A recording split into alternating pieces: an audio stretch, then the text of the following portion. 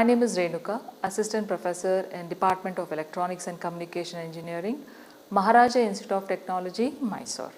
In previous class, we have studied about the internal configuration of a general purpose computers and what are the I/O devices, what is an ALU, registers and general purpose registers and all other details, right? So, and also we try to classify between what is RAM, what is ROM, okay? So now today we are going to discuss about the difference between microprocessors and microcontrollers, okay?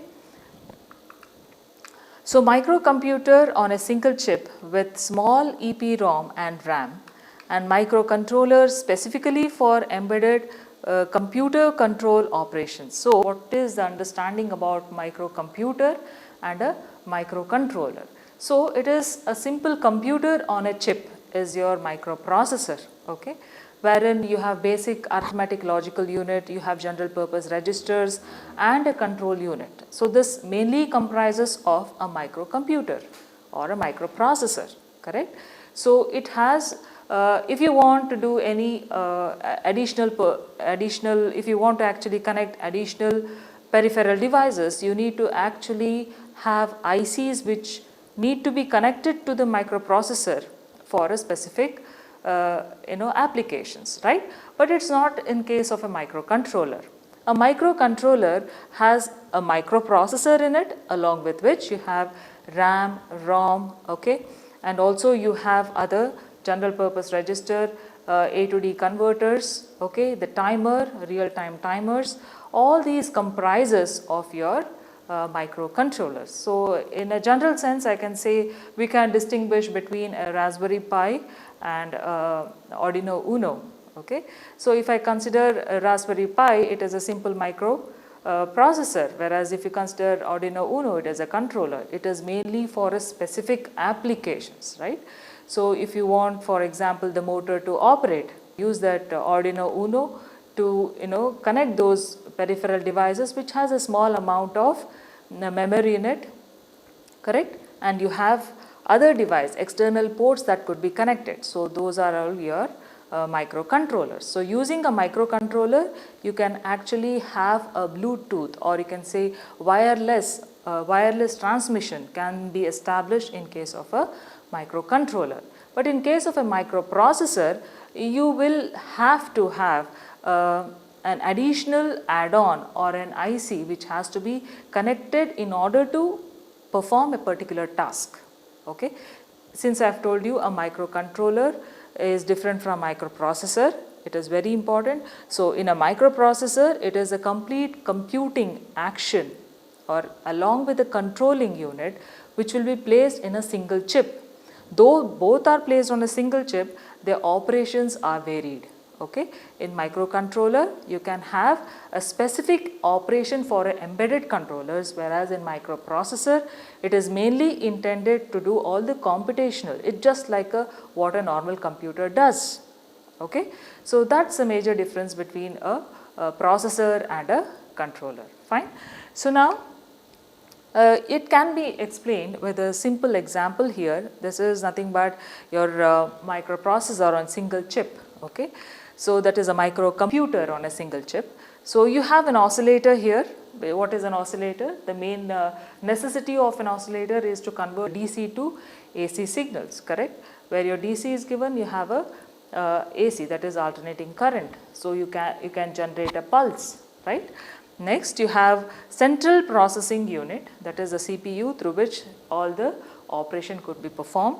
Then you have a EPROM. This EPROM here, what you see in a normal general purpose computer, you have a small memory, okay, and then you have RAM, which is also having just about 128 bytes. So the storage capacity in RAM is also very small, correct? And then you have hardware timers, then you have interrupt controllers, then you have serial communication controller, and you have a input output ports. So these all comprises of a computer, right? Because we have studied about the general purpose computer in earlier classes. So all these entities are on a single chip. So you call this as a simple microcomputer, okay? So they have an onboard chip with ADC and some form of processor output in case of a microcontroller. So the best example here which is quoted is pulse width modulation unit. They contain real-time clock and a generate and to have a watchdog timer. So we need to know what do you mean by pulse width modulation. So we know that in real-time operations, if you just take a pulse width modulator, so if I consider a width of a pulse to be as 50% on and 50% off, what will happen if I am connecting a LED across it, and if you are giving an input signal, okay, input signal is given and you are generating a clock with 50 duty cycle, that is on and off pulse, and you have a LED. So what happens for every 50 milliseconds, so you have the LED being on, another 50 then you have a LED being off, correct? If I vary the width of the pulse, let us consider as 80% and 20%. If you want the 80% cycle, okay, of a clock to be on, then what will happen? The LED glows for a longer time, and for 20%, if it is off, then it closes or it goes off for a 20% of the duty cycle. So the pulse is going to be varied, isn't it? So when a pulse is varied accordingly, what will happen? The important thing here in a real-time system is how exactly are you going to give the clock pulse to make the synchronization of the event, because you know in real-time operations it is very important that you have to have multiple operation or multitasking to be happening concurrently, correct? And one pulse, one clock pulse will define what are the operation that has to be carried out by each and every processors, correct? Because you know in a microcontroller we have a processor. So what happens here, your clock pulse plays a very vital role. That's the reason we have what is called as a real-time clock. So real-time clock is very important in any application, real-time systems, where it will give you the exact time, duration, even the date, where and how and what has to be performed, kind of task has to be performed in that particular cycle that has been defined. Okay, and then you have watchdog timer. What is a watchdog timer? The name itself indicates, we have a dog at home. Okay, let us take a dog which safeguards our home, okay, in our absence, or even when we are there, it will be let out to take care of our, the entire premises, correct? So now what will a dog do? It will just be wandering around, which means that it is its routine work to just wander around our home to make sure that it guards our home, right? And then if there are any variations, or if somebody comes to your doorstep, what happens? It tries to bark. So if it barks, what is that? It gives an indication for an owner to attend that particular at that particular instant of time. The same way here, what happens? There is a continuous clock pulses which will be sent from a clock generator to the processor to check how the processor is functioning. Okay, it is a routine kind of a work what a clock would be doing, correct? So once, and it always keeps telling the timer saying everything is fine. The signal which has been sent by the watchdog to that of the processor, if there is a mismatch, what will happen? Automatically there will be a pulse which will be generated by the watchdog timer. It will be sending to the processor and rechecks for its operation. Okay, so that's the reason we need to have a watchdog to make sure that the processor, I can say its complete health is safeguarded, the complete operation is perfect. Okay, so these are the major important terminologies which are related to your microcontroller, okay, which plays a vital role. Next we have what is called as specialized processors. What is specialized processors? Specialized processors have been developed for two main purposes. First, for safety critical applications and increased computational speed. So these two plays a vital role in any of the industrial plants. Do you agree with me? Because the safety safeguarding a plant is very important, and how quick are you able to deliver the product is also very important, correct? The speed as well as the safety criticality. This plays a vital role in any of the plants, right? So, to operate such important tasks, we have to go for what is called as a specialized processing or processors. So, how do we do that? So, advantage of having a safety critical application, we use what is called as RISC, that is reduce instruction set computers, which means that if you have a greater amount of computational algorithms or the programs, then what happens, it becomes tedious and you can't keep the the safeguarding or criticality at the top priority. So, in order to have a reduced instruction set, okay, for the computation and controlling of the computer, it plays a vital role. So, we have RISC architecture, which simplifying the instruction set in a formal verification that the logic of the processor is correct. So, for example, the simplest way to explain this is, we have NAND gates, NOR gate, NOT gate, AND gate, correct? We all know these are basic gates and each have a different ICs, correct? Now, you also have what is called as a NAND gate, correct? What does a NAND gate do? It will also perform all the operations of the basic gate, correct? What are we trying to do? With RISC, okay? That is what a RISC operation is doing. With RISC operation, just like a NAND gate, okay, it is trying to perform all the operation and giving a logical output from the processor, and it is validating it, okay. That's what your RISC operation does in a which is very advantageous, okay. Then you have simpler to write assemblers and compilers for simple instruction set. So, the advantage of having a specialized processor is you have a better assemblers and compilers being introduced. In an assembler, mainly what does it do? In an assembler, we have instructions being fed line by line, okay. So, each instruction will be read, each instruction will be converted line by line, and it will be converted to a machine code. While as in a compiler, which is more intelligent, what does it do? It tries to take the whole of the source code, okay, that is your high level language. Source code will be converted to a machine language. So, we feel it is always better to have a compiler than that of a interpreter or a assemblers. So, those assemblers and compilers can be actually written in case of a RISC architecture, it supports it. One of the examples here what we have considered is Viper. Viper has the main features which was initially developed, which has a formal mathematical description of process logic. Then you have integer arithmetic, it was only limited till 32 bits, and no floating point operation. What floating point operation is? When you have a decimal data, that is like 12.563. So, those decimal point precision for the operation was not taken care in case of a Viper.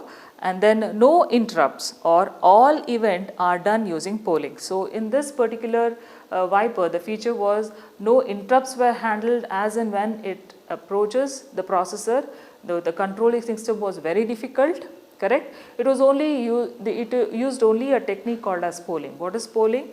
Polling is nothing but it's you have a bus structure and you have a task, a data that has to be processed, right. On a bus, you will be having multiple lines that will be connected to the processor, right. So, you have a one particular which has a greater importance will be considered, just like a daisy chain, okay, wherein whoever is closer to the the processor, it will be accommodated and the information will be sent, okay. And it's like and if you have, say for example, you have 1, 2, 3 other 3 data to be transferred at the same time on the same bus, what will happen? The one which has a greater priority will be selected, irrespective of whether you are in the first or the second in a queue. So, it depends on how you actually what is the essentiality of that data for the processor. Based on that, the polling action will be considered, right? So here we have to just go with the polling in case of a Viper.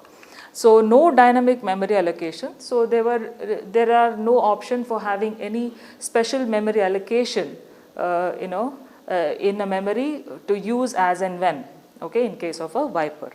So unresolved dispute the validity and correctness for verification procedure used for Viper processors. So these are few of the drawbacks, and they were actually the main features of the Viper, which was actually tried to resolve in von Neumann computer architecture.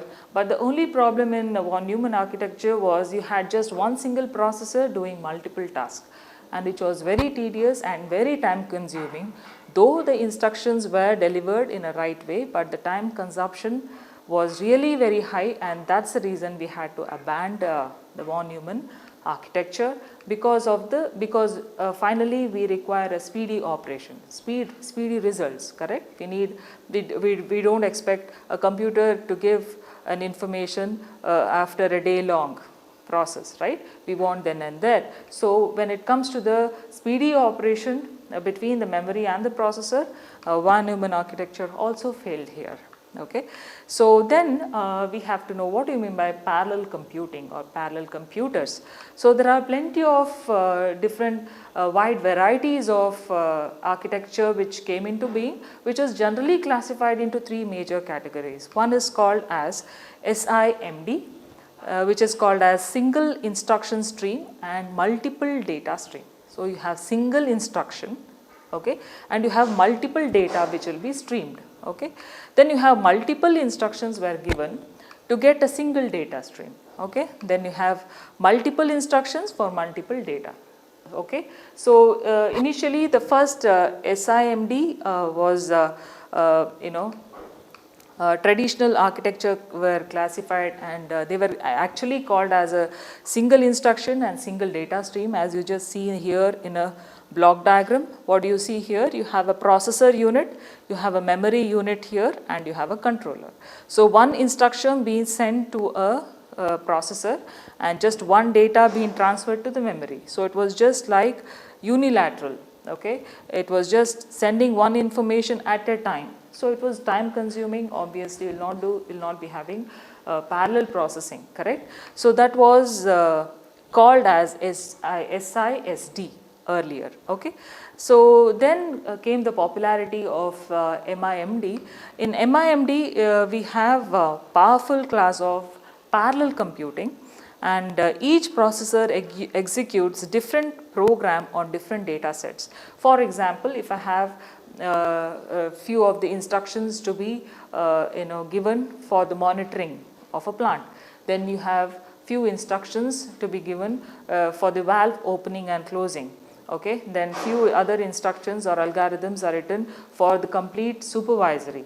So to check the logical input of the plant, right, alarm system. So if all these are given at a time, so what will happen? So each processor there, because you know that you have a processors, right? So each processor means there will be an algorithm, there will be a computer, right? Each processor will execute different programs along with different data sets. So those are the data sets, okay, which will be accessing concurrently, okay. So that was the advantage of MIMDs, among which MMOS, that is mainly called as the transputers. The name transputers came into being because of transistor computer, because of the era of IC, okay. So in this transistor computers, earlier there were about 2 to 3 transputers, where you have 3 PCs placed one beside the other. So if one transputer is having a processor, it will send an information from one and to another transputer of another computer, okay, just like a client server technology or a hierarchical structure, wherein you have one main client and you have a one server and you have a multiple client. Okay. So what will a server do? It will send a signal, and the same signal will be routed to many other clients, correct? So it is only one-way communication, that is your transputer. So the same transputers were widely used here, okay, if you want to broadcast any information. The only problem in this transputers were how could you actually take care of the power control, because if you want to initiate another transputer in another computer, then the powering has to be done through the transputer itself, and it will not be done on itself, okay. So but these transputers could be used as a standalone system, okay. So these are some of the advantages of MIMDs, and each chip have what do they contain actually? They have a CPU, an onboard memory would be there, then you have external memory interfacing, communication link to other transputer chips, and then you have COCAM. COCAM is nothing but a software algorithm written in order to communicate from one transputer to another transputer, just like your Pascal and you have Fortran, okay. So programming languages, but it is all unidirectional and it uses a hierarchical structure. Hierarchical structure is nothing but the information is given only from one computer and it has to be broadcasted to all other computers which are connected, or you have the transputers. Earlier it is the transputer because it has transistor computing. So transistors there would be used for the computational purpose in each PC, okay. So if you just see here which evolved from SISD. So if you just see here SISD, you have one controller, okay, then you have one instruction and you have one processor and a memory. So one instruction per processing and you have one data that will be led. So it is called as single, S stands for single instruction, single data to be operated in one single computer. So the entire processor deals with just one single data at a time, okay. And then came you have single instruction, but you have a multiple data. So the controller unit is there as same as the above, okay, the before block diagram. So here you have a block of controller unit, you have single instruction set, but it will be connected to multiple processor, just like your transputers, right. You have multiple units or the processors, and the data will be shared in the memory and the interconnection of with the interconnection of the network, okay. That is called as SIMD. And if you come to MISD, it is multiple instructions are there. If you just see, it is not just one controller, you have multiple controllers like that of plant, okay, any industrial plant. You have multiple controllers and you have multiple instructions, but it will be a simple monitoring system, okay. So you have multiple instructions and then you have multiple processors being connected, but you have a single data that will be sent to a memory unit. But the famous, or you can say the more popular among all these three would be MIMDs, where you have multiple instructions from different controller 1, 2, 3 etc. till n, and then you have multiple processors being involved in any real-time operating plants, and then you have multiple datas which have been shared to the memory, and then you have a interconnection towards the with the help of a network. So these are the different architectural features from which your simple microprocessors and microcontrollers have evolved. So thank you for listening.